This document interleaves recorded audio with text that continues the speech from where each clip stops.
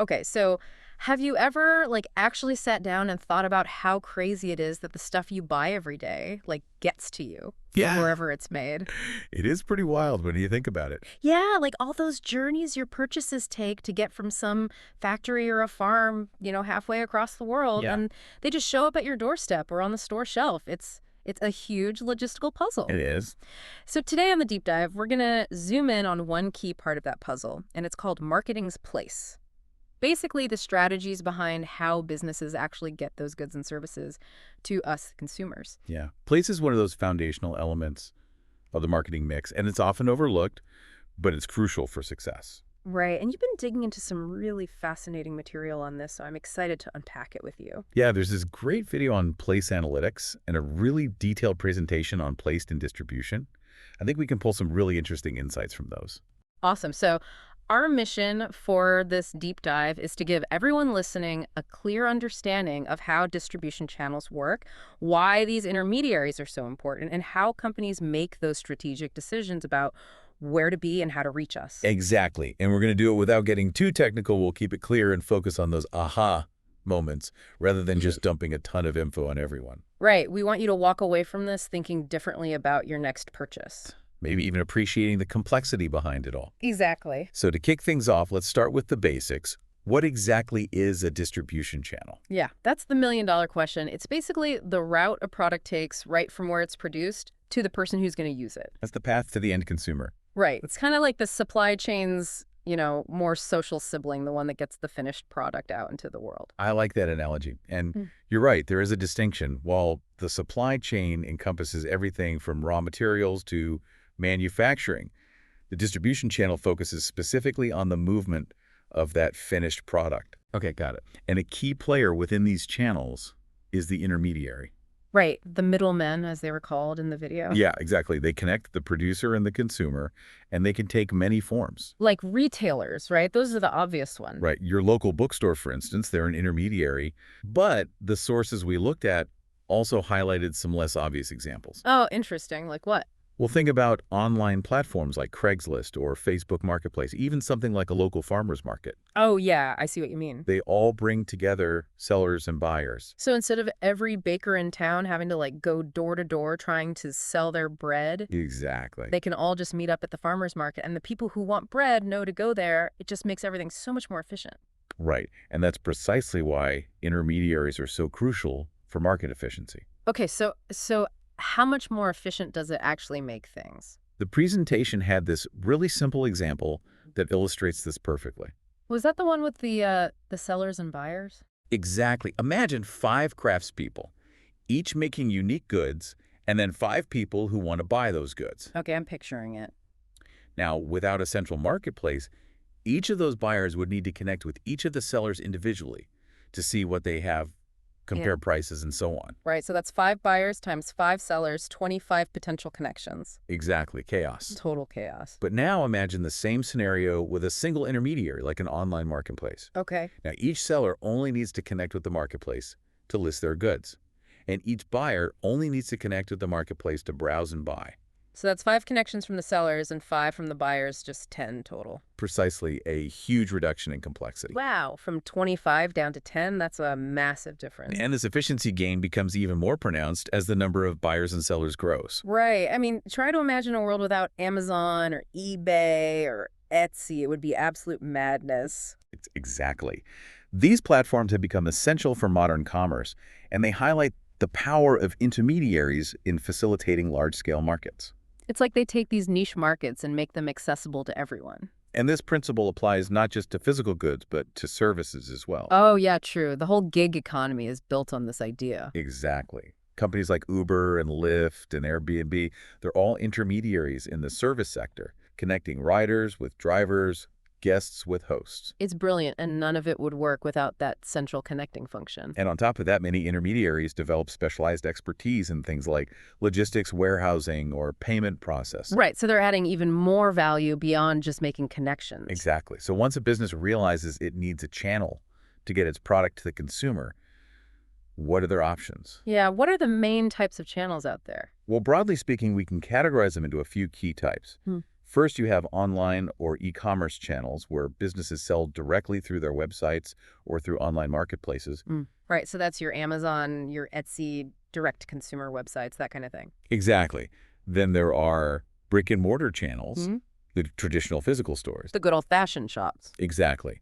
And increasingly, businesses are using a combination of these approaches, leading to multi-channel and omni-channel strategies. Okay, so multi-channel just means using more than one channel, right? Like having both a physical store and an online shop. You got it. So what's the difference between that and omni-channel? The key difference is the level of integration between those channels. Okay. With multi-channel, you essentially have separate silos.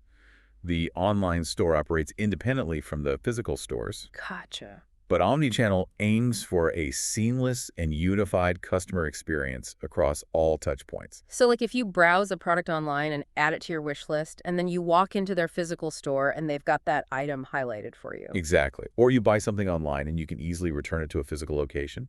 It's about creating a consistent experience for the customer regardless of how they interact with the business. That's smart. Yeah, and it seems like the lines between online and offline are getting blurrier all the time. That's true. You've got traditional retailers really upping their online game, and then you have these online giants like Amazon buying Whole Foods and opening physical Right, stores. and Apple with their Apple stores. Yeah, it's rare to find a business that just sticks to one type of channel these days. Most businesses today are, to some extent, multi-channel. They recognize that consumers want options and flexibility. Right. People want to shop how they want to shop. Exactly. Now, with all these different channels in play, it's important to be aware of potential channel conflict. Channel conflict, that sounds a little scary. What is that exactly? It's basically when different distribution channels within the same company end up competing with each other, which can lead to inefficiencies or even dissatisfaction among partners. Oh, I see. So, like, if a manufacturer is selling its products through independent retailers, but then it also starts selling directly to consumers online at a lower price. Precisely. That's a classic example. Yeah, that would definitely create some tension. It can erode trust and lead retailers to reduce their orders or even stop carrying the manufacturer's products altogether. So, while having multiple channels can expand your reach, you also have to manage these potential conflicts carefully. Right, through things like pricing strategies, clear territorial agreements, or distinct product offerings for different channels. Okay, so we've covered what distribution channels are, the role of intermediaries, the types of channels, and the potential for conflict. Now, I'm really curious about the data and analytics side of things. How do businesses optimize place using data? That's where things get really interesting. Yeah, I'm a data nerd, so this is my jam. Well, you'll love this. The video talked about using Excel's mapping capabilities to visualize the geographic distribution of stores, both your own and your competitors. So you can see where your rivals are clustered and where there might be gaps in the market. Exactly. It's like having a bird's eye view of the competitive landscape. That's so cool. It's amazing how a simple visual representation can reveal strategic opportunities. Right, you can spot those underserved areas that you might have missed otherwise. Exactly. And another critical place decision is warehouse location. Oh, yeah. That's huge, especially for companies like Amazon that are shipping products all over the country. Right. The video used Amazon as an example. Yeah. Their headquarters are in Seattle, but that's not necessarily the most efficient location for nationwide distribution. Makes sense. So, how do you determine the ideal spot for a warehouse? That's where optimization techniques come, and the video highlighted Excel Solver. Solver. Oh, yeah, I've heard of that. It's a powerful tool. Imagine you want to find the best location for Amazon's first national warehouse to minimize shipping costs. Okay. You can feed data into Solver about customer locations, demand in different regions, potential warehouse sites, and it will calculate the optimal location. That's amazing. And it gets even more complex when you're trying to optimize the placement of multiple warehouses. So, it's not just about picking a spot in the middle of the country, it's about using data to make the most efficient decision. Precisely. And Solver can be used for other things too, like optimizing a salesperson's travel itinerary.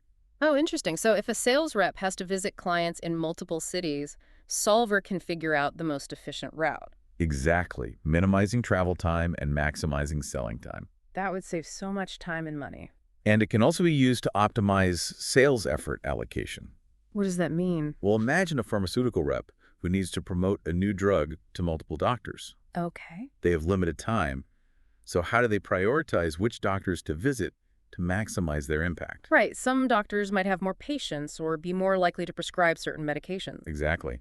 Solver can analyze data on each doctor's potential and help the rep allocate their time strategically. So they're not just visiting doctors randomly, they're using data to target the most promising prospects. Precisely, it's all about data-driven decision-making. I love it. So from warehouse placement to sales routes to even individual sales calls, analytics is transforming how businesses approach place. It's about using data to make those decisions smarter and more efficient. Awesome. Well, before we wrap up, how about a little knowledge check to make sure everyone's following along? Sounds fun. Let's do it. All right, here's a multiple choice question. Based on what we've discussed in marketing, a channel refers to a canal for water transportation, B, a television network, C, the entities involved in producing and distributing products to consumers, or D, a type of musical instrument. I think our listeners know this one. The answer is C, the entities involved in producing and distributing products to consumers. Okay, next up, true or false, using an intermediary in a distribution channel always leads to higher costs for the consumer. That's false. While intermediaries do add a step in the process, they often create efficiencies that lower costs for the consumer. Okay, another multiple choice question. Which of the following Excel tools is best suited for finding the optimal location for a warehouse to minimize shipping costs? A, pivot table, B, VLOOKUP, C, conditional formatting, or D, solver? And the answer is D, solver. It's specifically designed for optimization problems like this. All right, last one. True or false, selling directly to consumers without any intermediaries is always the most profitable strategy for a manufacturer. That's also false. While direct-to-consumer can have higher margins, it also comes with added responsibilities and costs that intermediaries often handle more efficiently. So the best strategy depends on the specific situation. Exactly. Okay, so as we wrap up this deep dive into place, what are the key takeaways you want our listeners to remember? I think the most important points are that distribution channels are the essential pathways that connect businesses to their customers. Intermediaries play a critical, often unseen role in making those markets function efficiently. And data analytics is transforming how businesses make strategic place decisions, leading to more efficient and effective ways of getting products and services into the hands of consumers. That's a great summary. And to leave everyone with a final thought to ponder, I want you to think about the last thing you bought online or in a store and try to trace its journey back, even if it's just in your imagination. Yeah, that's a great exercise. How many intermediaries were probably involved in getting that product from where it was made to you? And how did their involvement maybe affect the price you paid or the convenience of getting it? And could that distribution process be improved? What kind of data might a business use to figure that out? It's a whole hidden world behind the stuff we buy every day. It really is. Well, that's it for this deep dive into marketing's place. Thanks for listening. Thanks for having me. This was fun. Until next time.